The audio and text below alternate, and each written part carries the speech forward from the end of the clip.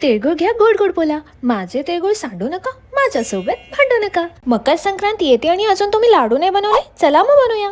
आपल्याला लागणार आहे तीळ आणि शेंगदाणे. हे मी स्वतःच चरत असते. एनिवेज, आपण हे सगळं मिश्रण भाजून घ्यायचं आहे खरपूस. आणि हे भाजायला भाई किती वेळ लागतो, एवढा तर माझा आंबकाट होऊन जातो. आता गुळाचे तुकडे करूया. आणि हे हात कष्ट करताना बिलकुल सुंदर दिसत नाही. काश कोणी असतं मला मदत करायला. हे सगळं सारण मिक्स करून मिक्सरमध्ये थोडंसं वाटून घ्यायचं आहे. अगदी असं. आता गुळाला अगदी माझ्या रागाच्या तापमानाप्रमाणे गरम करत ठेवायचं आणि ह्यात सगळं सारण मिक्स करून घ्यायचं. त्यात थोडी सुंठ पावडर आणि जायफळ किसायचं. आणि फायनली मी गावच्या बायकांसारखी फतकला मांडून बसली आहे. हे पातेलं एवढं गरम होतं ना की नाटकी बघा माझी. हाताला थोडंसं पाणी लावून लाडू मळायला घेऊया. आणि आयुष्यात जेवढे चटके नाही लागले ना तेवढे हे लाडू बनवताना लागले. पण काय करणार, चटके लागल्याशिवाय फळ अगदी गोड नसतं आणि एवढं गोलगोल पण नाही जसा की हा लाडू.